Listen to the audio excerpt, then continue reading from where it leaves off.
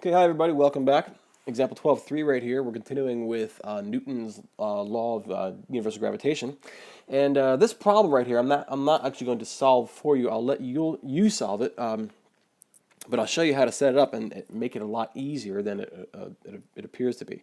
Remember, this right here in the middle is Newton's law of universal gravitation. The force equals g, that universal gravitational constant down here, times mass 1 times mass 2, all over the distance between them squared. You can call it r, you can call it d sometimes. We've seen it as a. So all those are valid, but whatever is in the denominator, it needs to be distance between those two objects. All right, so let's solve for this in example 12.3. Now, you might think, oh man, we have to take the force between this and that, and then this and that, and then this and that, and then this and that, and it'll be a big pain.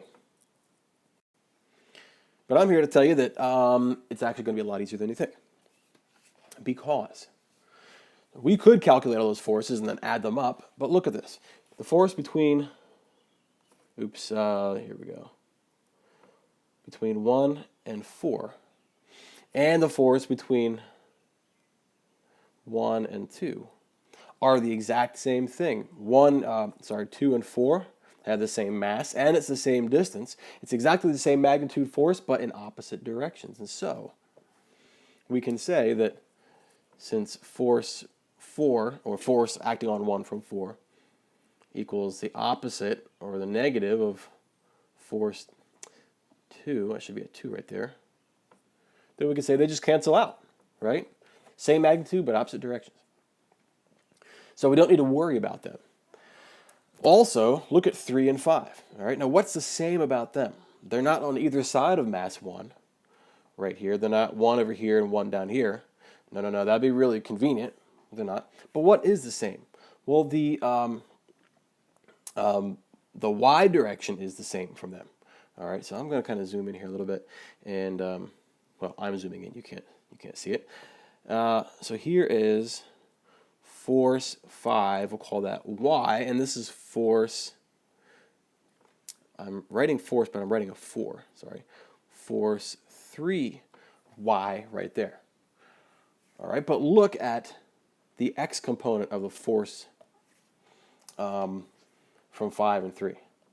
All right, force 5x and force 3x. Well, one is opposite of the other, right? So they're going to cancel out as well.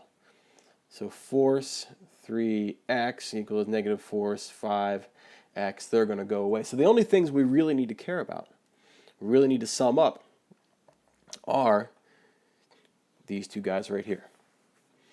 All right. So we have an angle right here.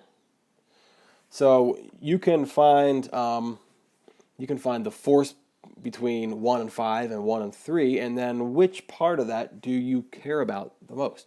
Well, you care about not the opposite, but the adjacent, right? Here's the angle. If you turn it sideways, you'll see that force 5y, well, this is because the angle is based off the vertical, not off the horizontal, but it's force 5y is adjacent to that, so you'd use cosine of whatever this whole value is right here. Same over here. If you found this whole value between mass 1 and mass 3, you would use the angle times a cosine and get force 3y right here. In fact, since force 3 and force 5 are the same thing, whatever force 5y is, it's going to be the same thing as force 3y. So you just double those up right there, and that would get your value for the net force really that is pulling on this object 1 right here. All right, I'm not going to go through solving that. I will remind you that our working equation between any two objects, we'll say 1 and 5, is g times mass 1 times mass 5, all over the distance between them squared, and we had that distance as well. But I will let you solve for that and then find the y components and then add them together. All right, that's example 12.3.